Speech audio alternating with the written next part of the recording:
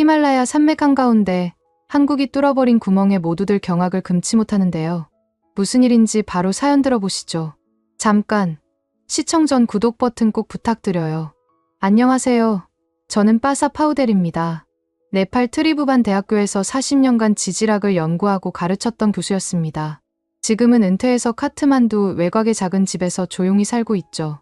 1984년 3월, 26살에 저는 네팔 정부 지질조사단의 막내 연구원이었습니다. 히말라야 전이 산맥의 드해들의 구간을 조사하러 갔던 그날을 지금도 생생히 기억하고 있어요. 새벽 4시에 일어나 무거운 측량 장비를 메고 험준한 산길을 올랐습니다. 동료들과 함께 땀을 흘리며 걸었던 그 길이 훗날 제 인생을 완전히 바꿔놓을 줄은 꿈에도 몰랐거든요. 그때만 해도 네팔의 지질조사 기술은 매우 원시적이었습니다. 저희가 가진 장비라고는 낡은 망치와 간단한 측량기구, 그리고 수십 년 된 지진계가 전부였어요. 외국에서는 이미 컴퓨터를 이용한 지질 분석이 시작되고 있었지만 저희는 여전히 눈과 손으로 모든 것을 판단해야 했습니다. 그래도 저희에게는 오랜 경험과 직감이 있었어요. 산을 보는 순간 어떤 위험이 도사리고 있는지 본능적으로 알 수 있었거든요. 카트만두에서 드해드레까지 가는 길만도 8시간이 걸렸습니다. 비포장도로를 달리는 낡은 지프차 안에서 저희는 계속 자료를 검토했어요. 정부에서 제공한 기초 지형도는 너무 오래된 것이라 별로 도움이 되지 않았습니다. 대부분의 정보는 현장에서 직접 수집해야 했거든요. 팀장인 람 바하두르는 이미 20년 넘게 지질 조사를 해온 베테랑이었는데 차 안에서도 계속 걱정스러운 표정을 지었어요. 파우델, 이번 조사는 다른 때와 달라. 정부에서 무리한 요구를 하고 있다고 생각해. 그가 중얼거렸습니다. 정부는 히말라야를 관통하는 고속도로 건설 계획의 일환으로 드해들의 구간의 터널을 뚫겠다는 야심찬 프로젝트를 추진하고 있었어요. 하지만 현장을 아는 사람들은 모두 회의적이었습니다. 너무나 위험한 지역이라는 걸 알고 있었거든요. 드해들의 구간에 도착했을 때 처음 든 생각은 이곳은 신이 인간의 접근을 막으려고 만든 곳이라는 것이었습니다. 사방이 온통 부서지기 쉬운 풍화암으로 둘러싸여 있었어요. 조금만 건드려도 우르르 무너질 것 같은 안반들이 아슬아슬하게 균형을 잡고 있었습니다. 지질 망치로 살짝만 두드려봐도 돌덩이들이 파르르 떨리며 떨어져 나갔어요. 마치 거대한 정목더미 같았습니다. 첫날 조사를 시작하자마자 위험한 상황이 벌어졌습니다. 동료인 수레씨가 안반 샘플을 채취하려고 망치를 휘두르는 순간 머리 위에서 주먹만한 돌덩이가 떨어져 내렸어요. 간발의 차이로 피했지만 만약 맞았다면 큰 사고가 났을 겁니다. 그때부터 저희는 모두 안전모를 착용하고 더욱 조심스럽게 움직였어요. 팀장인 람 바하두르가 걱정스러운 표정으로 말했어요. 파우델, 여기 안반 상태가 보통이 아니네. 조심해서 조사하게. 정말 그랬습니다. 발을 디딜 때마다 바위들이 삐걱거리며 울렸어요. 마치 산 전체가 저희에게 경고하는 것 같았습니다. 돌아가라고. 이곳은 너희가 있을 곳이 아니라고 말이에요. 더 놀라운 건 지하수의 존재였습니다. 계절에 상관없이 끊임없이 솟아나는 지하수가 안반을 더욱 약하게 만들고 있었거든요. 측량을 하는 동안 발밑에서 물소리가 끊이지 않았습니다. 마치 산 전체가 거대한 스펀지처럼 물을 머금고 있는 것 같았어요. 이런 상황에서 터널을 뚫는다는 건 미친 짓이나 다름없었습니다. 지하수가 터널 안으로 쏟아져 들어오면 그 순간 모든 게 끝이거든요. 저희가 임시로 판 구덩이에서도 계속 물이 솟아났습니다. 1m만 파도 지하수가 차올랐어요. 이런 상황에서 수십 미터 깊이의 터널을 뚫는다는 것은 상상할 수 없었습니다. 동료인 수레씨가 혀를 찼습니다. 이런 곳에 무슨 터널을 뚫겠다고 하는 거야? 정부 사람들은 정말 현실을 모르는군. 그의 말이 맞았어요. 정부에서는 교통 개발을 위해 이곳에 터널을 뚫을 계획을 세우고 있었지만 현장을 직접 본 저희 입장에서는 절대 불가능한 일이었습니다. 가장 심각한 문제는 단층대의 복잡한 구조였습니다. 히말라야 조산운동의 흔적이 고스란히 남아있는 이곳은 여러 개의 단층선이 복잡하게 얽혀 있었어요. 지진이 발생할 때마다 이 단층들이 미세하게 움직이며 안반 구조를 더욱 불안정하게 만들고 있었습니다. 저는 동료들과 함께 일주일 동안 정밀 조사를 실시했지만 결과는 예상했던 것보다 훨씬 심각했어요. 셋째 날 밤, 저희 숙소 근처에서 작은 지진이 발생했습니다. 규모 3.2 정도의 미약한 지진이었지만 드해들의 구간에서는 여러 곳에서 낙석이 발생했어요. 다음 날 아침 현장을 확인해 보니 전날 조사했던 지점 중 상당 부분이 무너져 있었습니다. 이 정도로 불안정한 지역의 터널을 뚫는다는 건 정말 위험천만한 일이었어요. 조사 기간 동안 매일매일이 위험의 연속이었습니다. 어느 날은 갑자기 낙석이 떨어져서 조사 장비가 박살날 뻔했어요. 또 어느 날은 발을 잘못 디뎠다가 큰 바위가 굴러떨어져 아래쪽 마을까지 위험해질 상황이 벌어지기도 했습니다. 매 순간이 긴장의 연속이었어요. 하지만 저희는 정확한 데이터를 얻기 위해 끝까지 버텼습니다. 특히 기억에 남는 건 5째 날에 있었던 일입니다. 저희가 안반의 경도를 측정하고 있는데 갑자기 측정 지점 근처에서 큰 균열이 생겼어요. 불과 몇 시간 전까지만 해도 멀쩡해 보였던 안반이 저희 눈앞에서 갈라지기 시작했습니다. 너무나 충격적인 광경이었어요. 이런 곳에 무거운 중장비를 들여와서 굴착 작업을 한다는 건 상상도 할 수 없었습니다.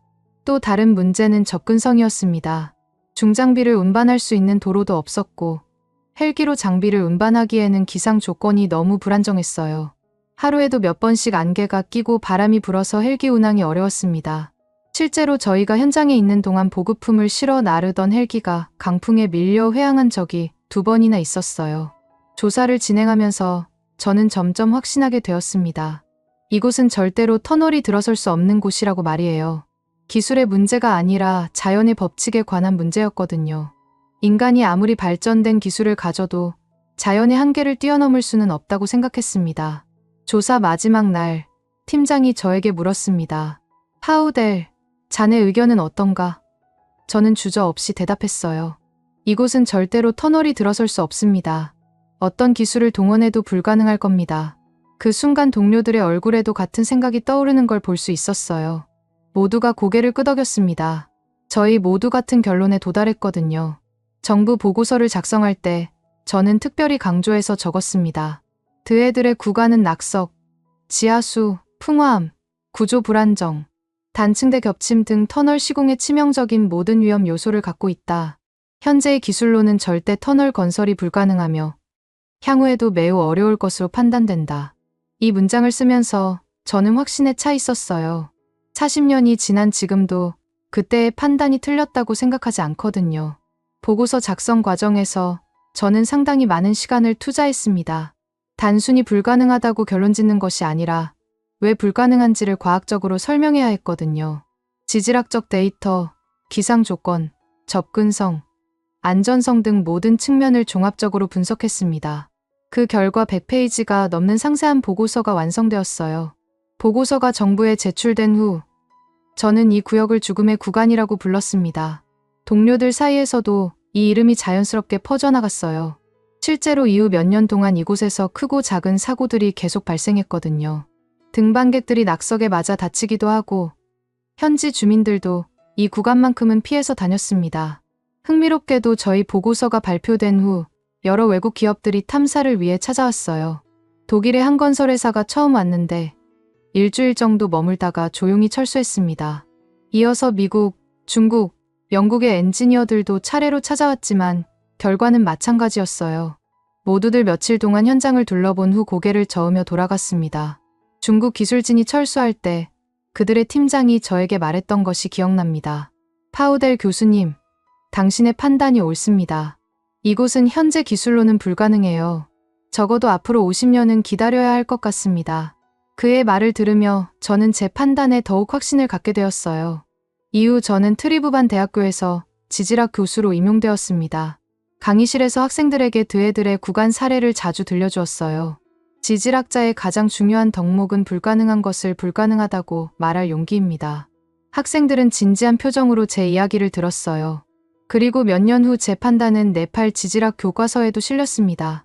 터널 불가 구간 판정의 대표적인 사례로 말이에요. 세월이 흘러 2000년대에 들어서면서도 드해들의 구간에 대한 도전은 계속되었습니다.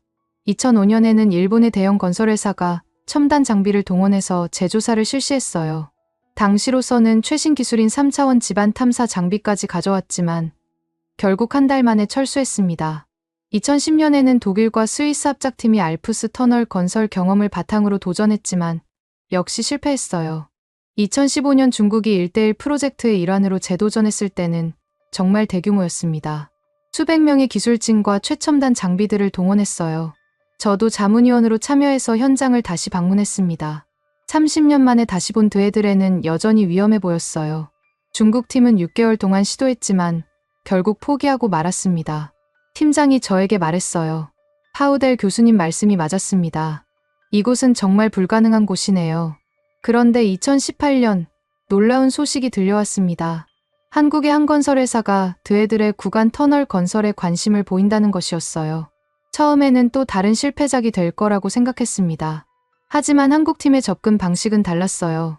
다른 나라들처럼 성급하게 시작하지 않고 무려 2년 동안 사전 조사만 했거든요.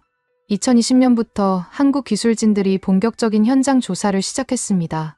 코로나19로 인해 작업이 지연되기도 했지만 그들은 포기하지 않았어요. 오히려 그 기간을 이용해서 더욱 정밀한 설계를 완성했습니다. 네팔 정부 관계자들도 처음에는 반신반의했지만 한국팀의 체계적인 접근에 점점 신뢰를 갖게 되었어요. 은퇴 후 저는 카트만두 외곽의 작은 집에서 책을 읽고 정원을 가꾸며 조용히 살았어요. 가끔 옛 제자들이 찾아와 근황을 묻기도 했지만 대부분의 시간은 혼자 보냈습니다. 드해들의 구간에 대한 기억도 점점 옅어져 갔어요. 한국팀이 작업하고 있다는 소식은 들었지만 결국 실패할 거라고 생각했거든요. 그런데 2023년 어느 가을날 제자 중 한 명인 라케시로부터 급한 전화가 왔습니다. 선생님, 큰일 났어요. 드해들의 구간에서 정말 믿을 수 없는 일이 일어났습니다. 라켓 씨는 지금 네팔 정부 교통부에서 일하고 있었어요. 이번 프로젝트의 현장 감독관 중 한 명이었거든요. 무슨 일인가? 저는 별로 기대하지 않고 물었습니다. 아마 또 다른 실패 소식이겠거니 생각했어요. 하지만 라켓 씨의 대답은 전혀 예상치 못한 것이었습니다. 선생님이 40년 전에 금지했던 그곳에 터널이 뚫렸어요. 한국팀이 해냈습니다. 순간 저는 말문이 막혔습니다. 설마 정말로 40년 동안 세계 각국의 기술진들이 포기했던 그곳을 정말 뚫었다는 건가요? 라켓 씨는 흥분한 목소리로 계속 설명했어요. 어제 양방향에서 굴착하던 터널이 정확히 만났어요. 오차가 10cm도 안 됐습니다. 정말 믿을 수 없는 정밀도예요.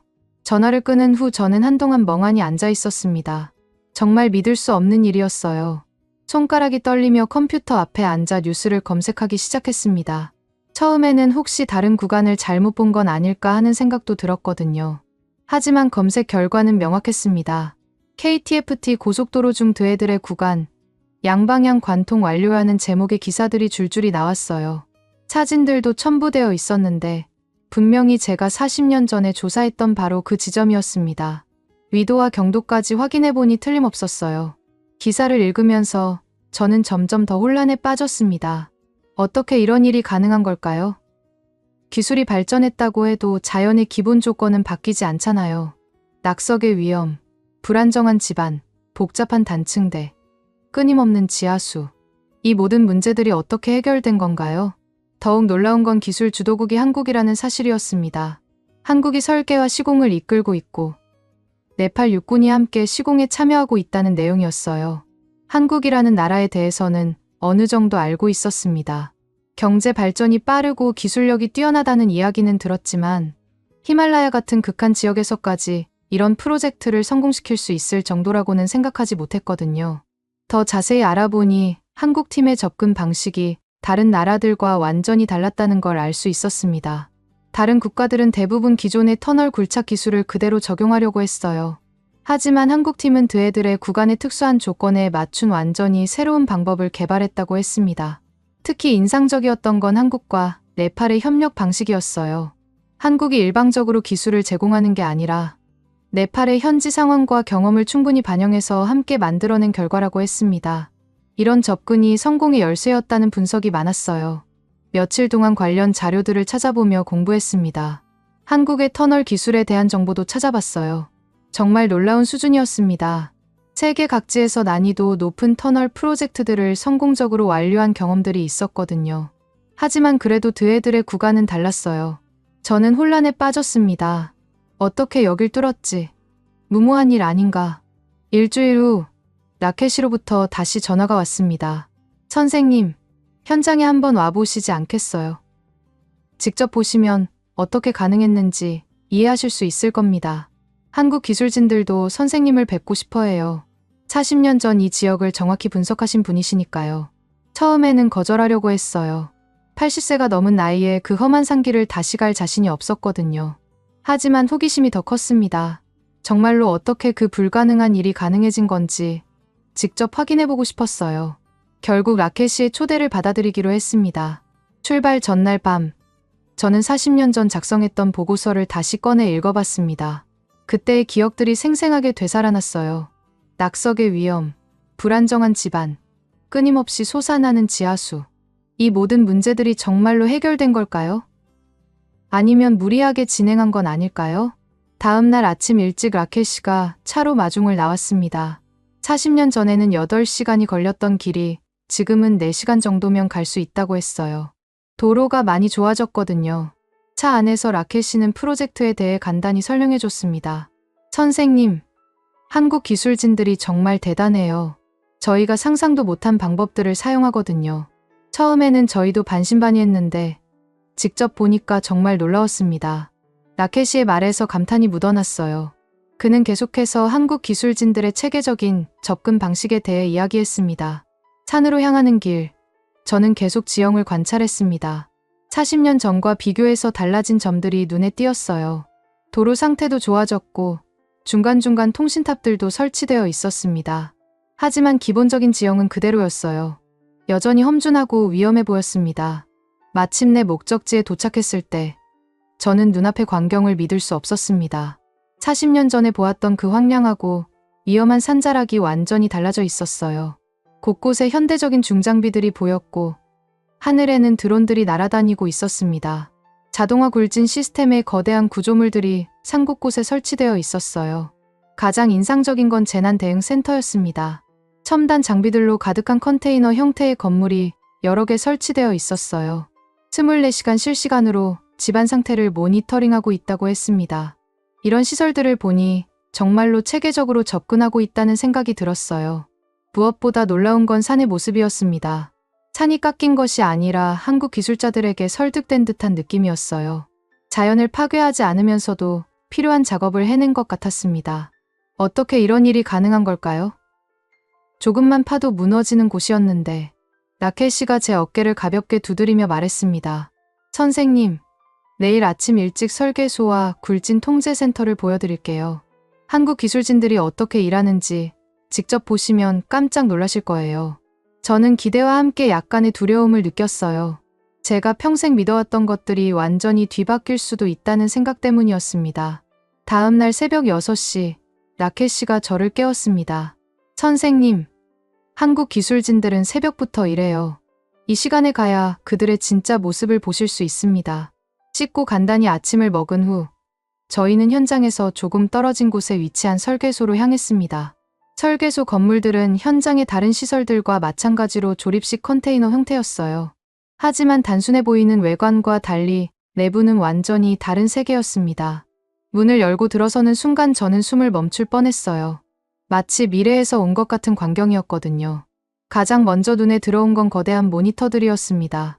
벽면 전체가 하나의 거대한 스크린으로 되어 있었는데 실시간으로 터널 내부의 상황들이 영상으로 보여지고 있었어요. 온도, 습도, 집안 압력, 가스 농도, 진동 수준 등 수십 가지 데이터가 숫자와 그래프로 끊임없이 업데이트되고 있었습니다. 40년 전 저희가 망치 하나와 간단한 측량기로 조사했던 것과는 차원이 다른 수준이었어요. 그때는 하루 종일 걸어서 한 지점의 상태를 겨우 파악할 수 있었는데 지금은 터널 전체의 상태를 실시간으로 모니터링하고 있었습니다. 기술의 발전이 이렇게까지 놀라울 줄은 몰랐어요. 한국인 기술자 김 과장이 저를 반갑게 맞아주었습니다. 파우델 교수님, 정말 뵙게 되어 영광입니다. 교수님의 1984년 보고서는 저희가 이 프로젝트를 시작할 때 가장 중요한 참고 자료였어요. 아직도 제 책상 위에 있습니다. 그의 말에 저는 깜짝 놀랐습니다. 40년 전 제 보고서를 아직도 참고하고 있다니요. 교수님께서 당시 지적하신 모든 위험 요소들이 정확했습니다. 낙석, 지하수, 풍화암, 단층대, 하나도 빠짐없이 저희가 직면한 문제들이었어요. 저희는 그 문제들을 어떻게 해결할지 고민하는 것부터 시작했습니다. 김 과장이 큰 스크린 앞으로 저를 안내하며 설명했습니다. 화면에는 드해들의 구간의 3차원 지형도가 나타나 있었어요. 하지만 단순한 지형도가 아니었습니다. 차 내부의 구조까지 모두 보여주고 있었거든요. 안반의 경도, 균열 상태, 지하수 흐름, 단층대 위치 등이 색깔별로 구분되어 표시되어 있었습니다. 이것이 저희가 3년 동안 구축한 3차원 시뮬레이션입니다. 드론, 지상 레이더, 시추 조사 등을 통해 얻은 수만 개의 데이터 포인트를 조합한 거예요. 김 과장이 마우스를 조작하자 화면 속 지형이 회전하며 내부 구조까지 보여졌습니다. 제가 40년 전에 조사했던 단층대들이 빨간색으로 선명하게 표시되어 있었어요. 그 위험한 구간들을 보니 그때의 기억이 생생하게 떠올랐습니다. 하지만 놀라운 건 그 빨간색 구간들을 피해가는 초록색 선이 그어져 있다는 것이었어요. 교수님, 보시다시피 저희는 위험한 구간을 정면으로 뚫지 않았습니다. 일직선으로 뚫는 게 아니라 안전한 경로를 따라 곡선으로 진행했어요. 거리는 좀 더 길어지지만 안전성은 크게 향상됩니다. 화면에서 터널의 경로가 빨간색 구간들을 교묘하게 피해가며 그어져 있었습니다. 이런 정밀한 경로 설계가 가능한 이유는 인공지능 시스템 때문이었어요. 또 다른 한국인 기술자인 박 부장이 옆에 있던 컴퓨터를 조작하며 설명했습니다. 저희는 인공지능 지반 분석 시스템을 사용합니다. 수집된 모든 데이터를 분석해서 최적의 굴착 경로를 찾아내죠. 화면에는 복잡한 알고리즘들이 작동하고 있었어요. 컴퓨터가 스스로 집안 상태를 판단하고 굴착 방향을 제시하고 있었습니다. 실시간으로 변하는 집안 상태에 따라 경로를 조정하기도 했어요. 정말 놀라운 기술이었습니다. 위험 레벨이 자동으로 감지되면 즉시 작업이 중단됩니다. 컴퓨터가 인간보다 먼저 위험을 감지하거든요. 박 부장이 위험 레벨 표시창을 가리키며 설명했습니다.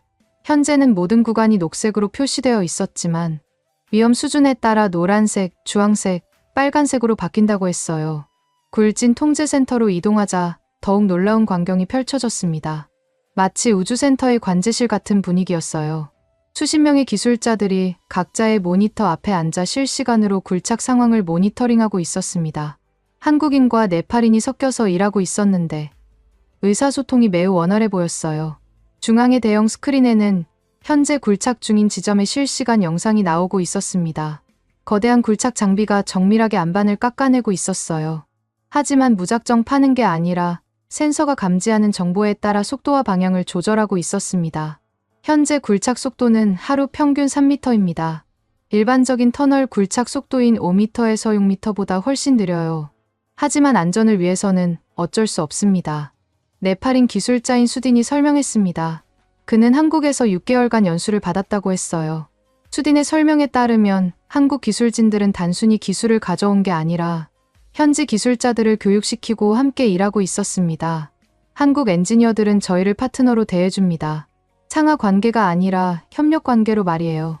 그의 말에서 한국 기술진들에 대한 존경심이 느껴졌습니다. 위험 예상 구간에서는 미세 발파를 사용합니다. 기존의 폭파 방식과는 완전히 달라요. 김 과장이 발파 시뮬레이션을 보여주었습니다. 화면에서는 아주 작은 폭발들이 정밀하게 계산된 순서대로 일어나고 있었어요. 마치 외과 수술처럼 정교했습니다. 일반적인 터널 굴착에서는 큰 폭약으로 한 번에 많은 양의 안반을 제거하는데 여기서는 수백 개의 작은 폭약을 사용해서 조금씩 제거하고 있었어요. 시간은 오래 걸리지만 주변 집안에 미치는 충격을 최소화할 수 있다고 했습니다. 풍화암 구간에서는 굴진 혼합 기법을 사용합니다. 기계 굴착과 발파를 적절히 조합하는 거예요. 박 부장이 다른 화면을 가리키며 설명했습니다. 안반의 상태가 실시간으로 변하는 것에 따라 굴착 방법도 즉시 바꾸고 있었어요. 단단한 안반에서는 발파를, 연약한 집안에서는 기계 굴착을 사용하고 있었습니다. 이런 유연한 접근이 성공의 비결인 것 같았어요. 고정된 방식이 아니라 상황에 따라 계속 방법을 바꾸는 것이었습니다. 전 세계 누구도 하지 않은 방식입니다. 저희가 드해들의 구간의 특수한 조건에 맞춰 개발한 거예요. 김 과장의 말에서 자부심이 느껴졌습니다. 정말 대단한 기술이었어요. 단순히 외국 기술을 가져온 게 아니라 완전히 새로운 방법을 창조한 것이었습니다. 실제 터널 내부를 보여주는 모니터도 있었습니다. 길고 어두운 터널 안에서 작업자들이 움직이고 있었어요. 하지만 터널 내부는 아직 완전히 완성된 상태가 아니었습니다. 양쪽에서 뚫어서 만난 통로는 있지만 콘크리트 라이닝이나 환기 시스템은 아직 설치되지 않았거든요. 브레이크스루는 시작일 뿐입니다. 지금부터가 진짜예요. 박 부장이 진지한 표정으로 말했습니다. 터널을 뚫는 것과 안전하게 사용할 수 있게 만드는 것은 별개의 문제라는 뜻이었어요. 앞으로 몇 년 동안 더 많은 작업이 필요하다고 했습니다. 점심시간이 되어 식당으로 이동했습니다. 한국 기술자들과 네팔 기술자들이 함께 앉아 식사를 하고 있었어요. 저도 그들과 함께 앉아 이야기를 나누었습니다. 분위기가 정말 자연스러웠어요. 서로 다른 나라 사람들이지만 하나의 팀처럼 느껴졌습니다. 처음에는 언어 문제로 고생했어요. 하지만 지금은 기술 용어만큼은 공통 언어가 되었습니다. 한국인 기술자 이 대리가 웃으며 말했습니다. 옆에 앉은 네팔인 기술자 람이 한국어로 안전이 최우선입니다라고 말해서 모두가 웃었어요. 식사를 마치고 다시 통제센터로 돌아왔습니다. 오후 작업이 시작되자 모든 사람들이 다시 집중 모드로 들어갔어요. 각자 맡은 구간의 상황을 면밀히 모니터링하고 있었습니다. 조금이라도 이상한 징후가 발견되면 즉시 보고하고 대응하는 시스템이 구축되어 있었어요. 저는 그들이 무엇을 보고 있는지 점점 이해하게 되었습니다. 단순히 터널을 뚫는 게 아니라 히말라야라는 거대한 존재와 대화하고 있었던 거예요. 산의 상태를 실시간으로 파악하고 산이 허용하는 범위 내에서 조심스럽게 작업을 진행하고 있었습니다. 저희는 매 순간 산의 목소리를 듣고 있습니다. 산이 애노라고 하면 즉시 멈춥니다. 김 과장의 말이 인상적이었어요. 기술의 힘으로 자연을 정복하는 게 아니라 자연과 조화를 이루면서 목표를 달성하는 방식이었습니다. 하루 종일 그들의 작업을 지켜보면서 저는 혼란에 빠졌습니다. 내가 금지했던 땅이 열렸다고? 40년 전 제가 내린 결론은 틀렸던 것인가요? 아니면 이들이 불가능을 가능하게 만든 것인가요? 저녁 시간이 되어 숙소로 돌아온 저는 혼자만의 시간을 갖고 싶었습니다. 하루 종일 본 것들을 정리해야 했거든요. 작은 방에 앉아 40년 전 제가 작성했던 낡은 보고서를 다시 펼쳐보았습니다. 노란 종이에 타이프라이터로 친 글씨들이 세월의 흔적을 고스란히 담고 있었어요. 드애들의 구간은 터널 시공이 절대 불가능한 지역이다.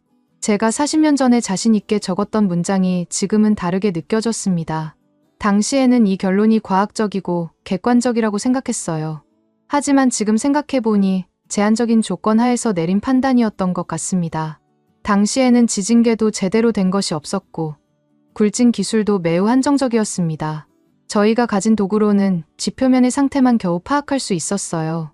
지하 깊은 곳의 정확한 구조나 안반의 세부적인 특성까지는 알 수 없었거든요. 지금 한국 기술자들이 사용하는 3차원 시뮬레이션이나 실시간 모니터링은 상상도 할 수 없었습니다. 무엇보다 당시에는 터널 굴착이 일직선으로 뚫는 것이 당연하다고 생각했어요. 위험한 구간을 피해서 곡선으로 굴착한다는 발상 자체가 없었습니다. 기술의 한계였죠. 하지만 지금은 정밀한 측량과 시뮬레이션을 통해 최적의 경로를 찾아낼 수 있게 되었어요. 보고서를 덮고 창밖을 내다보았습니다. 어둠 속에서도 드애들의 구간의 산그림자가 보였어요.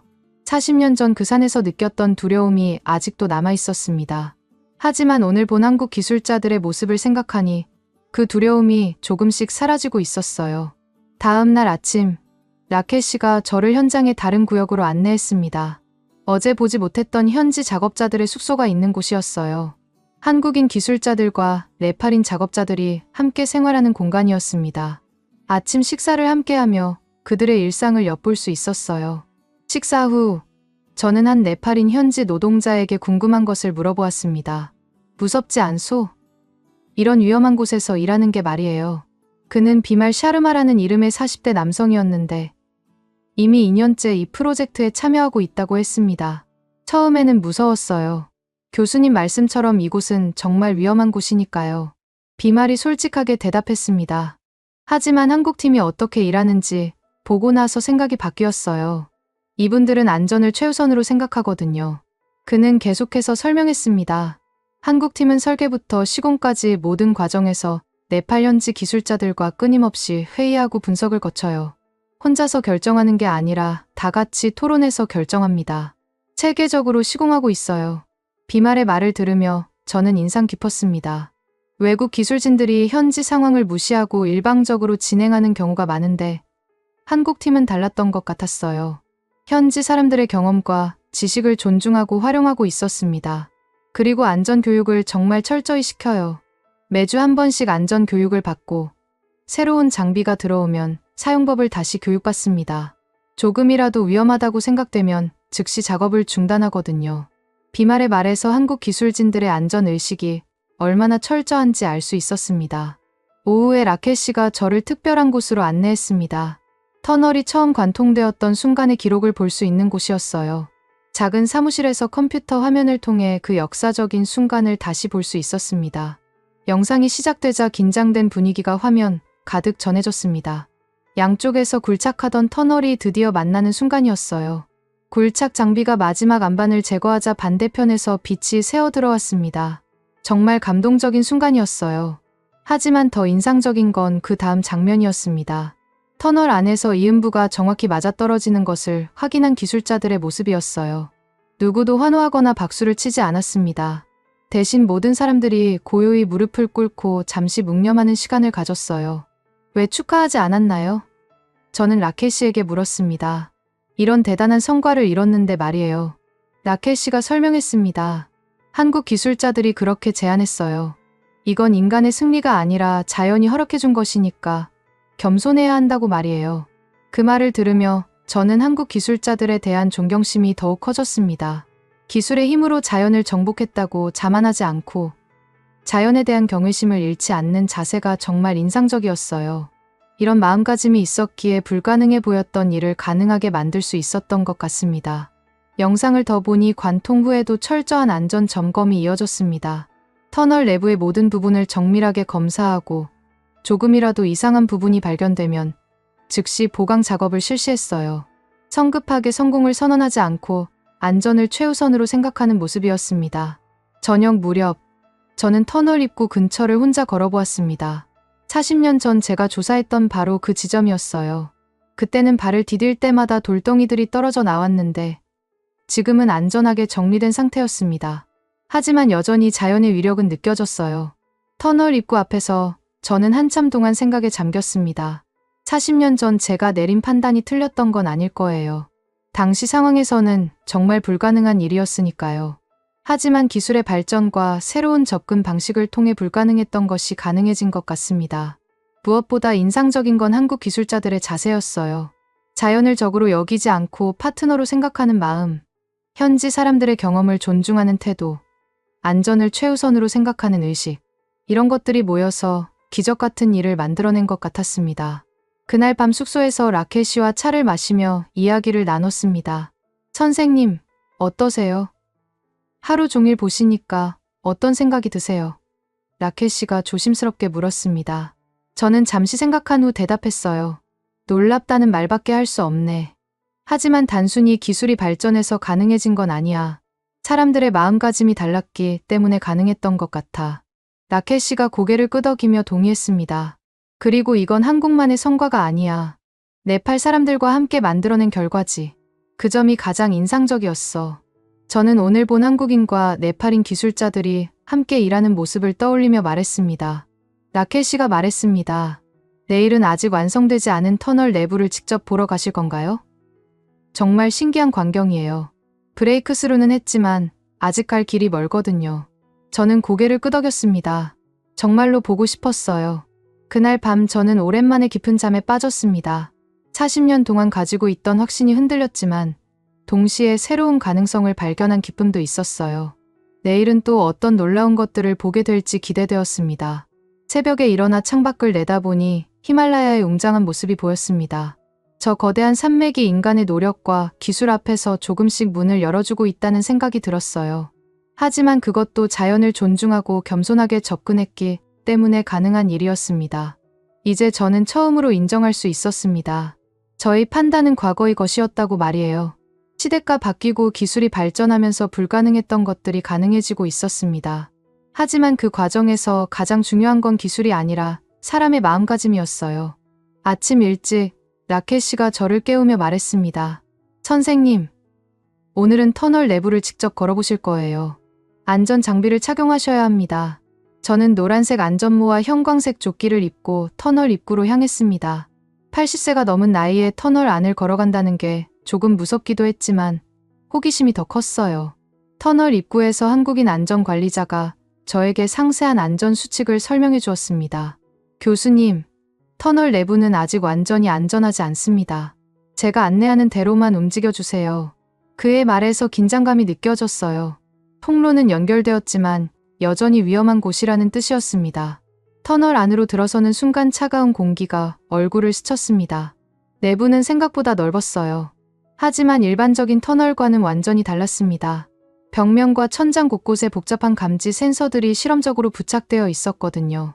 마치 거대한 실험실 같은 느낌이었어요. 이 센서들은 무엇인가요? 저는 벽면에 붙어있는 작은 장치들을 가리키며 물었습니다. 안전관리자가 설명했습니다. 집안 변화, 온도, 습도, 가스 농도 등을 실시간으로 측정하는 센서들입니다. 조금이라도 이상한 징후가 나타나면 즉시 알려줍니다. 터널을 걸으면서 저는 계속 위를 올려다보았습니다. 천장에는 굵은 철골 구조물들이 촘촘히 설치되어 있었어요. 이 구조물들이 히말라야의 무게를 견디고 있다는 게 신기했습니다. 하지만 임시적인 느낌이 강했어요. 아직 최종 완성 단계는 아니라는 걸 알 수 있었습니다. 환기구는 아직 제대로 설치되지 않았습니다. 곳곳에 임시 환기 시설만 가동되고 있었어요. 그래서 터널 내부 공기가 약간 답답했습니다. 방수 시설도 마찬가지였어요. 벽면에서 간간히 물이 스며 나오는 것을 볼 수 있었는데 이를 처리하는 배수 시설은 아직 완전히 갖춰지지 않았어요. 긴급 대피로는 설계도에만 있을 뿐 실제로는 아직 만들어지지 않았습니다. 만약 터널 내부에서 사고가 발생하면 어떻게 빠져나갈지 걱정이 되었어요. 하지만 현재는 작업자들만 제한적으로 출입하고 있어서 큰 문제는 없다고 했습니다. 터널 중간 지점에 도달했을 때 저는 한국인 현장 기술자를 만났습니다. 정 기사라는 분이었는데 터널 내부 상황을 실시간으로 모니터링하는 역할을 맡고 있었어요. 그에게 가장 궁금했던 질문을 던졌습니다. 이건 진짜 완성이라고 부를 수 있소? 저는 주변의 임시 시설들을 둘러보며 물었습니다. 정 기사는 잠시 생각하더니 솔직하게 대답했어요. 이건 지금도 설계 중입니다. 저희는 확신보다 검증을 선택했습니다. 그의 말이 인상적이었어요. 완성되었다고 성급하게 선언하지 않고 계속해서 안전성을 검증하고 있다는 뜻이었습니다. 정 기사의 설명에 따르면 터널 관통은 전체 프로젝트의 30% 정도에 해당한다고 했습니다. 나머지 70%는 안전시설을 완비하고 실제 사용 가능한 상태로 만드는 작업이었어요. 이 과정이 더 중요하고 어려운 일이라고 했습니다. 터널 벽면 곳곳에 설치된 감시 카메라들이 인상적이었습니다. 이 카메라들은 단순히 촬영만 하는 게 아니라 미세한 집안 움직임까지 감지할 수 있다고 했어요. 컴퓨터가 영상을 분석해서 위험 징후를 자동으로 찾아내는 시스템이었습니다. 이 시스템은 하루 24시간 작동됩니다. 사람이 놓칠 수 있는 미세한 변화도 감지해내죠. 정 기사가 손목에 찬 단말기를 보여주었습니다. 실시간으로 터널 내부의 모든 데이터가 전송되고 있었어요. 터널 안을 걸으면서 저는 계속 생각했습니다. 40년 전 제가 조사했던 그 위험 요소들이 모두 해결된 건 아니었어요. 여전히 지하수가 스며나오고 있었고 집안도 완전히 안정된 상태는 아니었습니다. 하지만 이 모든 위험 요소들을 실시간으로 모니터링하고 관리할 수 있는 시스템이 구축되어 있었어요. 터널 끝 지점에 도달했을 때 저는 정말 감동적인 광경을 목격했습니다. 양쪽에서 굴착해서 만난 지점이 정확히 맞아떨어져 있었어요. 오차가 정말 몇 센티미터 수준이었습니다. 이런 정밀도로 1.6km 터널을 뚫었다는 게 믿어지지 않았어요. 어떻게 이런 정확도가 가능했나요? 저는 정 기사에게 물었습니다. 그가 설명했습니다. GPS와 레이저 측량, 그리고 끊임없는 보정 작업의 결과입니다. 매일 위치를 확인하고 조정했어요.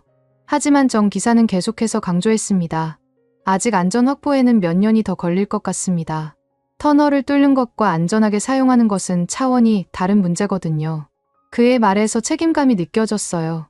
터널에서 나오는 길에 저는 또 다른 한국인 기술자를 만났습니다. 김 팀장이라는 분이었는데 환기 시스템 설치를 담당하고 있었어요. 그에게 앞으로의 계획에 대해 물어보았습니다. 환기 시스템만 해도 6개월은 걸릴 것 같습니다. 히말라야의 기후 조건을 고려하면 일반적인 환기 시스템으로는 안 되거든요. 김 팀장이 설계도를 펼쳐서 보여주었습니다. 정말 복잡한 구조였어요. 방수 시설도 마찬가지였습니다. 지하수가 많은 이 지역에서는 완벽한 방수가 필수였어요.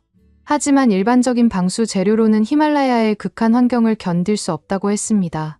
특수한 재료와 공법이 필요했어요. 내진 설계도 중요한 문제입니다. 이 지역은 지진 활동이 활발해서 일반적인 터널보다 더 강한 내진 설계가 필요해요.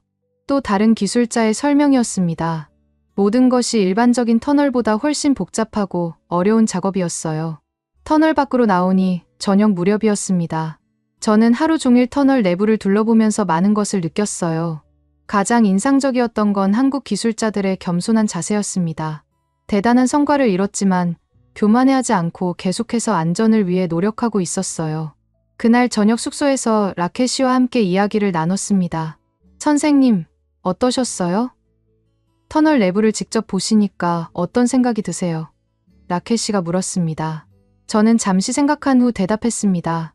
정말 놀라웠어. 하지만 동시에 걱정도 되더군. 아직 완성되지 않은 상태인데 너무 성급하게 성공했다고 말하는 건 아닐까? 라켓 씨가 고개를 끄덕였습니다. 하지만 한국 기술자들의 신중한 자세는 정말 인상적이었어요. 확신보다 검증을 선택한다는 말이 계속 기억에 남네요. 저는 정 기사의 말을 떠올리며 말했습니다. 그날 밤 저는 한 가지 깨달았습니다. 이들이 기술로 만든 건 터널이 아니라 과정 그 자체였다는 것을 말이에요.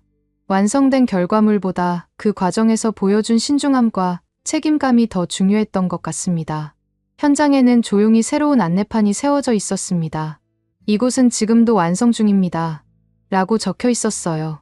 이 문구가 모든 걸 말해주는 것 같았습니다. 완성을 서두르지 않고 안전을 최우선으로 생각하는 자세 말이에요. 며칠 후 라켓 씨가 흥미로운 소식을 전해주었습니다. 선생님, 네팔 국영 방송에서 드해들의 터널에 대한 특집 프로그램을 제작한다고 해요. 교수님께서 인터뷰 요청을 받으셨습니다. 처음에는 망설였지만 이 프로젝트에 대한 제 솔직한 생각을 많은 사람들에게 전하고 싶었어요. 방송국에서 나온 기자는 젊은 여성이었습니다. 그녀가 첫 번째 질문을 던졌어요. 교수님, 40년 전에 불가능하다고 하셨던 터널이 실제로 뚫렸는데 어떤 기분이신가요? 저는 잠시 생각한 후 답했습니다. 놀랍다는 것이 첫 번째 감정이었어요. 하지만 동시에 부끄러웠습니다. 제가 너무 성급하게 불가능이라고 단정했던 건 아닐까 하는 생각이 들었거든요. 기자가 고개를 끄덕이며 다음 질문을 준비했습니다. 그럼 당시 교수님의 판단이 틀렸다고 생각하시나요?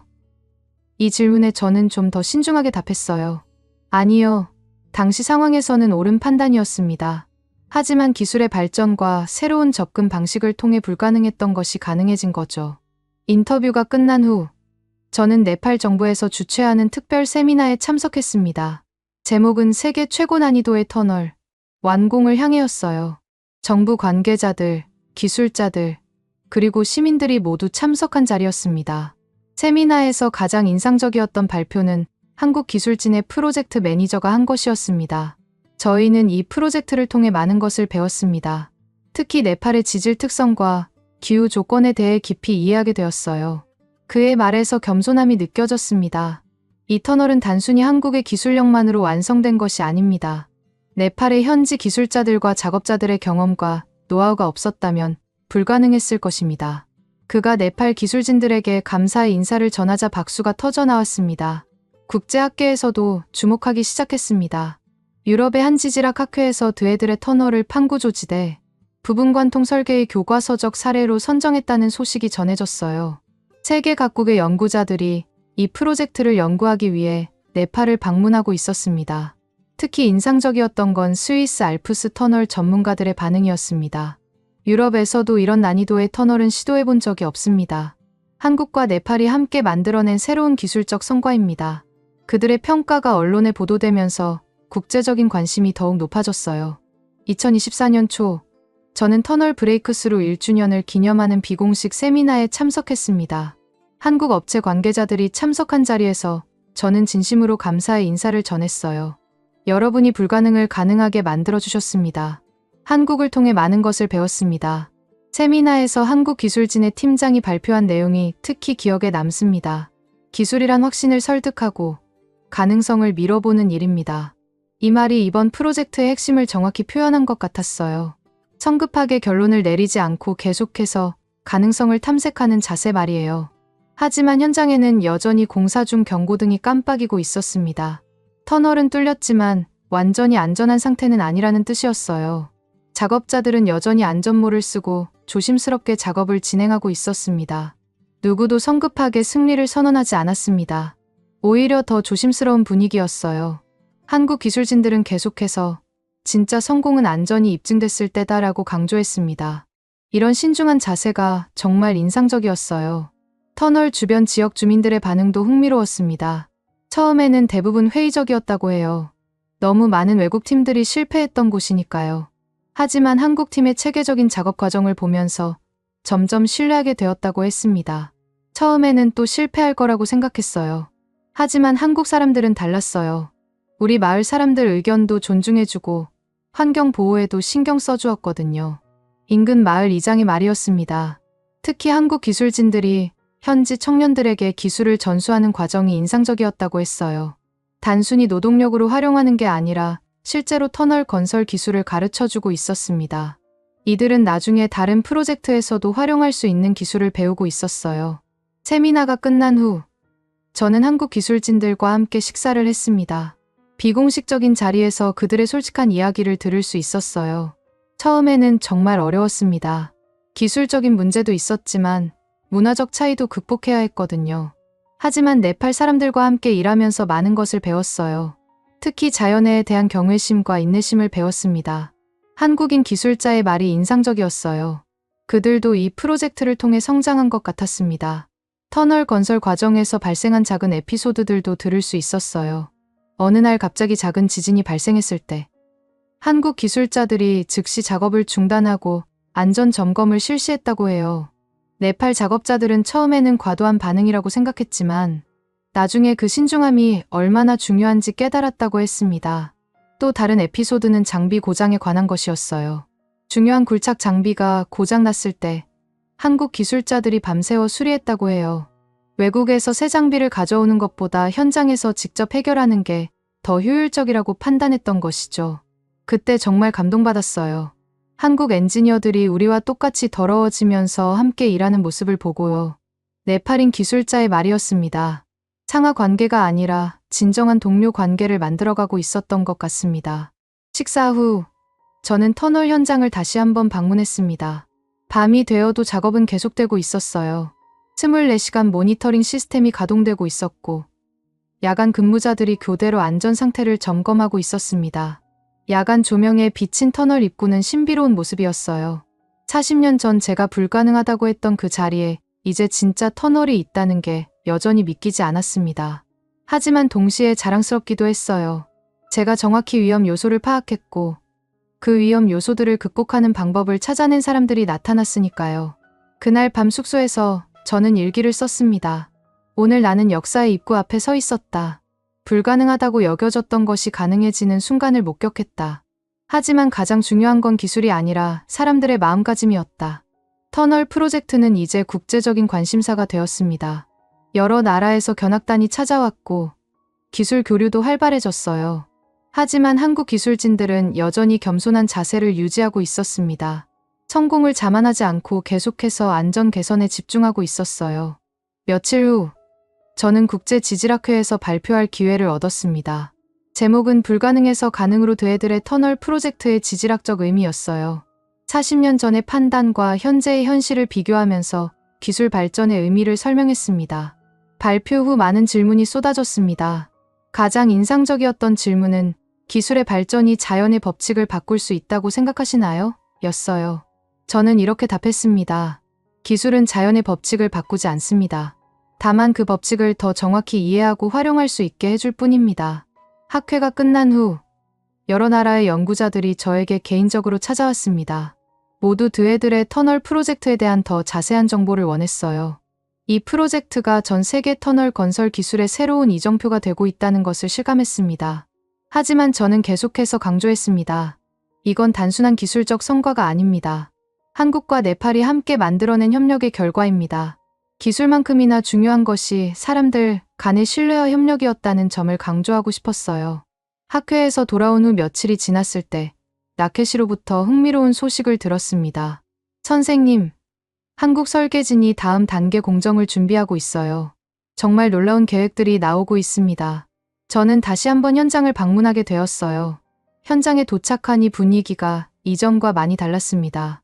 터널 브레이크스루라는 큰 성과를 이뤘지만 오히려 더 바쁘고 긴장된 분위기였어요.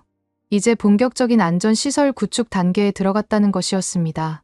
한국 기술진들이 준비하고 있는 다음 단계 공정은 정말 방대했습니다. 먼저 환기구 시설이 있었어요.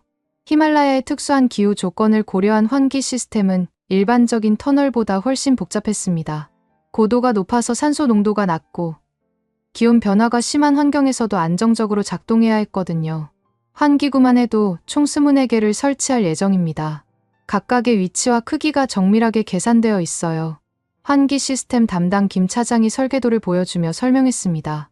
단순히 공기를 순환시키는 것이 아니라 터널 내부의 온도와 습도까지 조절하는 시스템이었어요.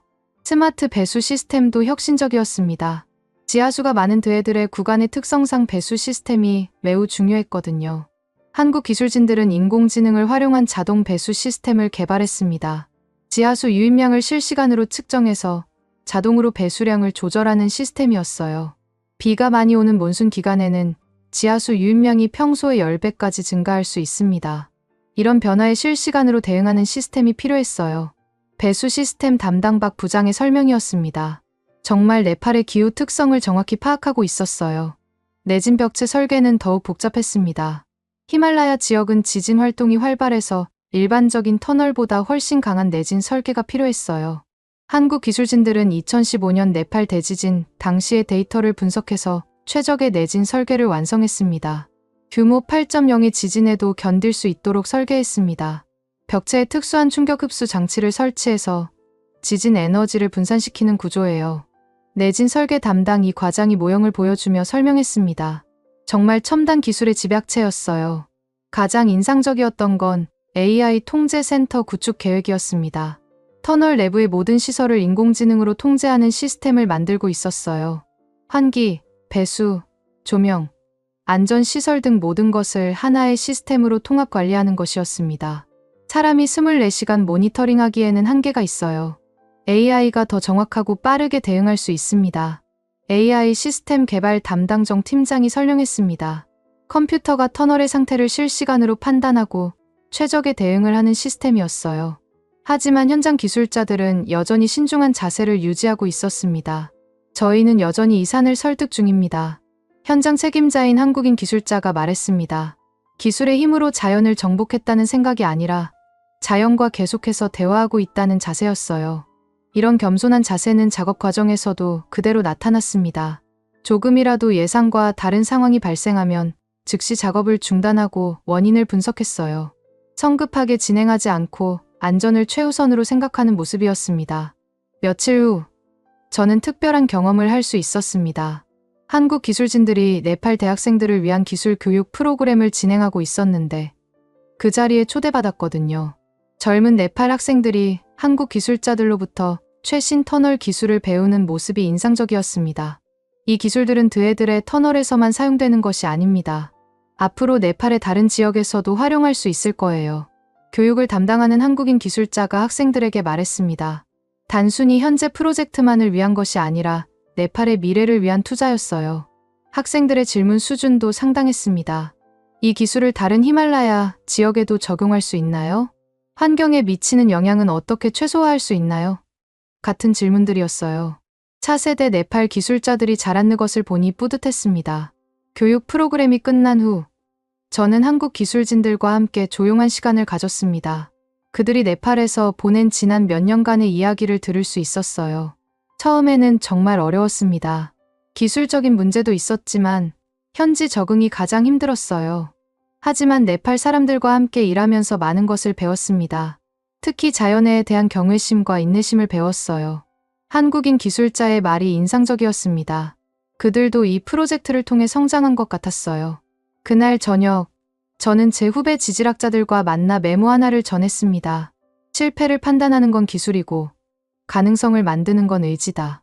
40년 전 제가 내린 판단과 지금의 현실을 비교하면서 깨달은 것이었어요. 후배들은 이 메모를 보고 고개를 끄덕였습니다. 선생님, 이번 프로젝트를 통해 저희도 많은 것을 배웠습니다. 기술의 한계를 인정하면서도 가능성을 포기하지 않는 자세 말이에요. 젊은 지질학자들의 말이 뿌듯했습니다. 며칠 후 국제기구에서 발표한 보고서를 보게 되었습니다. UN 보고서에는 드헤드레 터널이 세계 최고 위험도 구간에 시공 중인 유일한 터널로 기재되어 있었어요. 전 세계적으로도 인정받은 프로젝트가 된 것이었습니다. 보고서에는 이런 내용도 있었습니다. 드헤드레 터널 프로젝트는 한국과 네팔의 기술 협력 모델로서도 주목받고 있다. 선진국이 일방적으로 기술을 전수하는 것이 아니라 양국이 상호 학습하면서 발전하는 새로운 협력 방식을 보여주고 있다. 하지만 터널은 아직 개통되지 않았습니다. 브레이크스루를 했지만 실제로 사람들이 안전하게 이용할 수 있는 상태까지는 아직 시간이 더 필요했어요. 한국 기술진들은 서두르지 않고 단계별로 안전성을 검증하고 있었습니다. 그런데 지역 주민들의 반응은 이미 달라져 있었습니다. 이미 마음은 열렸어요. 길도 곧 열릴 겁니다. 인근 마을 주민들이 하는 말이었어요. 물리적인 터널이 완성되기 전에 이미 사람들의 마음속에서는 길이 열린 것 같았습니다. 마을 사람들은 터널 개통 후의 변화를 기대하고 있었어요. 이제 카트만두까지 가는 시간이 반으로 줄어들 거예요. 우리 마을에도 더 많은 사람들이 찾아올 것 같아요. 하지만 동시에 환경보호에 대한 우려도 표현했습니다. 한국 기술자들이 환경보호에도 신경 써주고 있어서 다행이에요. 터널을 만들면서도 자연을 최대한 보존하려고 노력하고 있거든요. 마을 이장의 말이었습니다. 기술 발전과 환경 보호를 동시에 추구하는 모습이 인상적이었어요. 그날 밤, 저는 마지막으로 제 필드노트에 한 문장을 썼습니다. 이 터널이 완공되는 날, 우리는 기술이 아니라 사람을 믿게 될 것이다. 40년간의 지질학자 생활을 통해 내린 결론이었어요. 기술은 도구일 뿐이고 그 도구를 사용하는 사람의 마음가짐이 더 중요하다는 것을 깨달았습니다. 한국 기술진들의 겸손하고 신중한 자세, 네팔 사람들과의 진정한 협력, 안전을 최우선으로 생각하는 의식, 이런 것들이 불가능을 가능하게 만든 진짜 이유였어요. 터널 프로젝트는 이제 새로운 단계로 접어들었습니다. 더 이상 뚫을 수 있는가의 문제가 아니라 안전하게 사용할 수 있는가의 문제였어요. 하지만 지금까지의 과정을 보면 이 문제도 충분히 해결할 수 있을 것 같았습니다. 몇 개월이 지난 후 저는 다시 한번 드헤드레 터널 현장을 방문했습니다. 이번에는 혼자 조용히 가고 싶었어요. 지난 1년 동안 이곳에서 벌어진 모든 일들을 차분히 정리하고 싶었거든요. 라켈 씨가 운전해주는 차 안에서 창밖 풍경을 바라보며 많은 생각이 들었습니다. 터널 현장에 도착하니 여전히 분주한 모습이었습니다. 터널 내부는 오늘도 안전한 공사 진행을 위해 사전 점검이 한창이었어요. 한국 기술자들과 네팔 작업자들이 체크리스트를 들고 터널 곳곳을 점검하고 있었습니다. 아직도 완공까지는 시간이 더 필요하다는 게 느껴졌어요. 매일 아침 이렇게 점검을 합니다. 하루라도 빠뜨리면 안 되거든요. 현장 안전관리자가 설명했습니다. 벌써 몇 년째 이런 일상이 반복되고 있었어요. 지루할 법도 한데 모든 사람들이 진지한 표정으로 임하고 있었습니다. 터널 내부로 들어가니 이전보다 훨씬 체계적으로 정리되어 있었습니다. 조명 시설이 더 밝아졌고 배수 시설도 더 완성도가 높아졌어요. 대피로도 일부 구간에서는 이미 완성되어 있었습니다. 하지만 여전히 곳곳에서 공사가 진행되고 있었어요. 가장 인상적인 건 터널 내부에 쌓인 사람들의 발자국이었습니다. 수없이 많은 사람들이 이곳을 드나들며 남긴 흔적들이 바닥에 고스란히 남아 있었어요. 한국 기술자들의 발자국, 네팔 작업자들의 발자국, 그리고 저 같은 방문객들의 발자국까지. 모든 발자국이 이 터널의 역사를 말해주고 있었습니다. 터널 중간 지점에서 저는 잠시 멈춰 서서 주변을 둘러보았습니다. 40년 전 제가 절대 불가능하다고 단언했던 바로 그 지점이었어요. 지금은 사람들이 자유롭게 걸어다니고 있는 공간이 되었습니다. 감회가 새로웠어요. 벽면에 설치된 각종 센서들이 여전히 작동하고 있었습니다. 작은 LED 불빛들이 깜빡이며 터널의 상태를 실시간으로 모니터링하고 있었어요. 이 센서들이 터널의 안전을 24시간 지켜주고 있다는 생각이 들었습니다. 터널에서 나와 다시 지상으로 올라오니 오후 햇살이 따뜻했습니다. 멀리 히말라야의 웅장한 모습이 보였어요. 저 거대한 산맥 속에 인간이 만든 작은 통로가 있다는 게 여전히 신기했습니다. 하지만 그 통로는 자연에 도전한 결과가 아니라 자연과 조화를 이룬 결과였어요. 며칠 후 저는 한 언론사의 인터뷰 요청을 받았습니다. 터널 프로젝트의 의미에 대해 이야기해달라는 것이었어요. 기자가 첫 번째 질문을 던졌습니다. 교수님, 이 프로젝트의 가장 큰 의미는 무엇이라고 생각하십니까? 저는 잠시 생각한 후 답했습니다. 기술적 성과도 중요하지만 더 큰 의미는 협력의 가치를 보여준 것입니다. 한국과 네팔이 함께 불가능을 가능하게 만들었다는 것 말이에요. 그럼 40년 전 교수님의 판단에 대해서는 어떻게 생각하시나요? 기자가 조심스럽게 물었습니다. 이 질문에 저는 이렇게 답했어요. 저는 40년 전 이곳에 아무것도 세워질 수 없다고 단정했습니다. 하지만 그 말이 틀렸다는 걸 한국과 네팔의 기술자들이 겸손하게 증명하고 있습니다. 제 목소리에는 인정과 감사의 마음이 담겨 있었어요. 인터뷰가 끝난 후 저는 마지막으로 터널 현장을 한 번 더 방문했습니다. 이번에는 정말 마지막이 될 것 같았어요. 나이가 많아서 앞으로 이런 먼 길을 다니기가 어려워질 것 같았거든요. 터널 입구에서 저는 한참 동안 서 있었습니다. 히말라야 능선을 따라 느리게 흐르는 구름 속에 반쯤 완성된 터널 입구가 보였어요. 완성되지 않은 모습이지만 오히려 더 아름다워 보였습니다. 완성을 서두르지 않고 안전을 최우선으로 생각하는 자세가 그 모습에서 느껴졌거든요. 주변에서 일하는 사람들의 모습도 평화로웠습니다. 한국 기술자들과 네팔 작업자들이 자연스럽게 섞여서 일하고 있었어요. 이제는 국적을 구분하기 어려울 정도로 하나의 팀이 되어 있었습니다. 교수님, 이 프로젝트는 지금도 조심스럽게, 그러나 단단하게 계속되고 있습니다. 라켈 씨가 제 옆에서 말했습니다. 그의 말이 이 프로젝트의 특징을 정확히 표현하고 있었어요. 성급하지 않으면서도 꾸준히 진행되고 있는 모습 말이에요. 저는 더 이상 말하지 않고 고개를 끄덕였습니다. 그리고 터널 입구에서 천천히 뒤돌아섰어요. 40년 전 제가 불가능이라고 했던 그 자리에서 이제는 새로운 가능성이 계속 만들어지고 있었습니다. 차를 타고 돌아가는 길에 저는 창밖을 바라보며 생각했습니다. 이 터널이 완전히 완공되는 날이 언제일지는 모르겠지만 그날이 오면 정말 많은 것이 바뀔 것 같았어요. 단순히 교통이 편리해지는 것 이상의 의미가 있을 것 같았습니다. 가장 큰 변화는 사람들의 마음에서 일어날 것 같았어요. 불가능하다고 여겨졌던 것이 가능해졌다는 경험. 서로 다른 나라 사람들이 힘을 합쳐 큰 일을 해냈다는 경험. 이런 것들이 사람들에게 새로운 희망을 줄 것 같았습니다. 집에 돌아와서 저는 오랜만에 책상에 앉아 글을 썼습니다. 지난 1년 동안의 경험을 정리하고 싶었거든요. 처음에는 어디서부터 시작해야 할지 몰랐지만 천천히 기억을 되짚어가며 써내려갔습니다. 40년 전 저는 확신에 차서 말했습니다. 이곳은 터널이 들어설 수 없다. 하지만 기술의 발전과 사람들의 의지는 저의 확신을 조용히 뒤바꿔 놓았습니다. 이렇게 시작한 글은 점점 길어졌어요. 글을 쓰면서 저는 이번 경험의 진짜 의미를 깨달았습니다.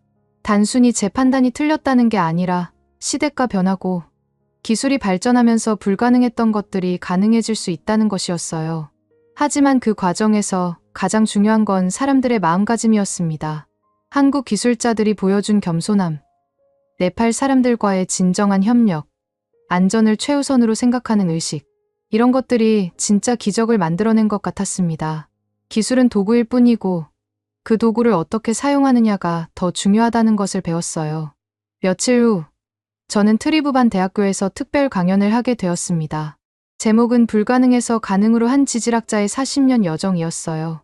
강의실에는 많은 학생들과 교수들이 참석했습니다. 강연에서 저는 솔직하게 이야기했습니다. 학문의 목적은 정답을 찾는 것이 아니라 더 나은 질문을 던지는 것입니다. 40년 전 제가 던진 질문에 대해 한국과 네팔의 기술자들이 새로운 답을 찾아주었어요. 학생들의 반응이 뜨거웠습니다. 질문도 많이 나왔어요. 교수님, 앞으로도 이런 불가능한 일들이 가능해질 거라고 생각하시나요? 한 학생이 물었습니다. 물론입니다. 하지만 중요한 건 기술의 발전만으로는 안 된다는 점입니다. 사람들이 서로 존중하고 협력하는 마음가짐이 있어야 진짜 기적이 일어날 수 있어요. 저는 이렇게 답했습니다. 강연이 끝난 후 한 젊은 교수가 저에게 말했습니다. 교수님의 이야기를 들으니 저희도 더 겸손해져야겠다는 생각이 듭니다. 학문적 확신도 중요하지만 새로운 가능성에 대해서도 열린 마음을 가져야겠어요. 그날 밤 저는 다시 한번 터널 현장을 생각했습니다. 아직도 그곳에서는 조용히 작업이 계속되고 있을 것 같았어요. 완성을 서두르지 않고 안전을 최우선으로 생각하면서 말이에요. 언젠가 이 터널이 완전히 완공되는 날이 올 것입니다. 그날이 되면 수많은 사람들이 이 터널을 통해 오고 갈 것이에요. 하지만 그들 중 얼마나 많은 사람이 이 터널을 만들기 위해 얼마나 많은 노력과 협력이 있었는지 알게 될까요? 저는 이 이야기가 많은 사람들에게 전해지기를 바랐습니다. 단순히 기술적 성과를 자랑하는 이야기가 아니라 사람들이 함께 노력하면 불가능한 일도 가능하게 만들 수 있다는 희망의 이야기로 말이에요. 창밖을 보니 별이 총총했습니다. 저 멀리 히말라야 너머에서도 같은 별들이 빛나고 있을 것 같았어요. 그리고 그 별빛 아래에서 오늘도 누군가는 불가능을 가능하게 만들기 위해 조용히 노력하고 있을 것입니다. 이것이 제가 80년 인생을 살아오면서 배운 가장 소중한 교훈이었습니다. 기술은 발전하고 세상은 변하지만 사람들이 서로 존중하고 협력하는 마음만은 변하지 않아야 한다는 것을 말이에요. 지금까지 빠사 파우델 씨의 사연 어떠셨나요? 80세의 네팔 지질학자가 40년 전 자신이 절대 불가능하다고 단언했던 히말라야. 드에들의 구간에 한국 기술진들이 터널을 뚫어낸 놀라운 이야기였습니다. 1984년 26살의 젊은 지질학자였던 빠사 파우델 교수는 낙석과 지하수, 불안정한 집안 때문에 이곳을 죽음의 구간이라 부르며 터널 건설 불가 판정을 내렸습니다. 이후 독일, 미국, 중국, 영국 등 세계 각국의 기술진들이 도전했지만 모두 포기하고 철수했죠. 그런데 한국은 그걸 가능하게 만들었습니다. 자연과 대결하는 대신 자연을 이해하고 설득하는 방식으로 말이에요. 3차원 시뮬레이션과 AI 지반 분석 시스템, 미세 발파 기술 등 첨단 기술을 동원했지만 무엇보다 인상적이었던 건 그들의 겸손한 자세였습니다.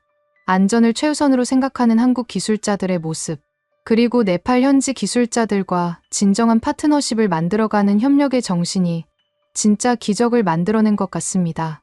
40년 전 불가능이라고 했던 그 자리에서 이제는 새로운 가능성이 계속 만들어지고 있습니다. 기술의 발전도 중요하지만 결국 사람들이 서로 존중하고 협력할 때 진짜 기적이 일어날 수 있다는 희망의 메시지를 전해주는 이야기였습니다. 여러분들의 생각을 댓글로 남겨주세요. 여러분의 관심이 더 좋은 콘텐츠를 만드는 원동력이 됩니다. 감동을 향한 여정, 감동여행이었습니다. 감사합니다.